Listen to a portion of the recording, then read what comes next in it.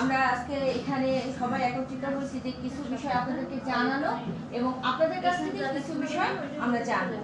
তো আমাদের আজকে এই কর্মশালার আয়োজনে আছে রূপান্তর, আর আমাদেরকে যারা ফান্ড করছে তারা হচ্ছে জার্মান কোঅপারেশন এবং হেলভেটাস জার্মান, এই আর বাস্তবায়নে আমরা রূপান্তর। তো আমরা আসলে এই রূপান্তর কিন্তু অলাভজনক একটা সংস্থা, যেখানে শুধুমাত্র সামাজিক কর্মকাণ্ড হয়। এখানে কিন্তু কোনো ধরনের লোন বা টাকা পয়সা বা এরকম কোনো লেনদেন নাই, এটা সামাজিক একটা কর্মকাণ্ড। তো যাই হোক, আমরা আজকে আসছি সুন্দরবন রক্ষায়, আমরা সবাই একসাথে কাজ করব। এই জন্য কিন্তু আজকে আমরা এসেছি যে আমরা সবাই একমত হয়ে একসাথে আমরা সুন্দরবন রক্ষায় কাজ করব। তো এই সুন্দরবন রক্ষায় সবচেয়ে বড় ভূমিকা আপনাদের, সবচেয়ে বড় ভূমিকা হচ্ছে আপনাদের, কারণ আপনারা সরাসরি সুন্দরবনের সাথে জড়িত। কেউ মাছ ধরতে যাচ্ছেন, কেউ মধু সংগ্রহ করতে যাচ্ছেন, কেউ গোলপাতা কাটতে যাচ্ছেন, কেউ আছেন চিংড়ি মাছ বা কাঁকড়া, কচ্ছপ ইত্যাদি, এগুলো আপনারা সংগ্রহ করতে যাচ্ছেন। বা আমরা এই সুন্দরবনের সাথে সরাসরি প্রায় 2 লক্ষ লোক যারা সুন্দরবনের সাথে সরাসরি জড়িত, এই সুন্দরবনের মাধ্যমে আমরা আমাদের জীবিকা নির্বাহ করছি, তাই না?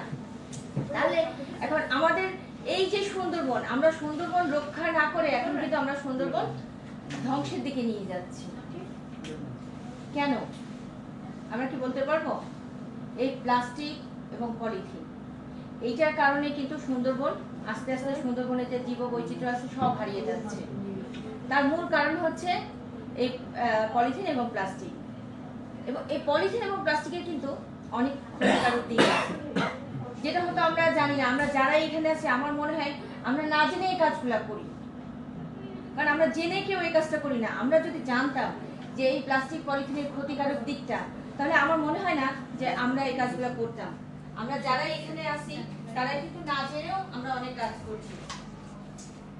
তো আসলে সুন্দরবন কিন্তু দেখেন বাংলাদেশে বেশি, প্রায় মানে 60 ভাগের বেশি, 60 ভাগের বেশি বাংলাদেশে, বাকিটা ভারতে। কিন্তু আমরা এই যে সুন্দরবনটা যে রক্ষা করব, সেটা আসলে আমরা করতে পারছি না। অথচ সুন্দরবন কিন্তু আমাদের মায়ের মতো। দেখেন যে কোনো দুর্যোগ, ঝড় ঝাপটা যাই আসছে, এই সুন্দরবন কিন্তু আমরা রক্ষা করছি, আমাদেরকে রক্ষা করছে, আমরা রক্ষা পাচ্ছি। অন্যান্য যেসব জায়গায় সুন্দরবন নেই, দেখেন এই যে ঝড় দুর্যোগ, বিভিন্ন ধরনের দুর্যোগ হচ্ছে, সেখানে কিন্তু দেখেন তাদের কি মানে দুরবস্থা।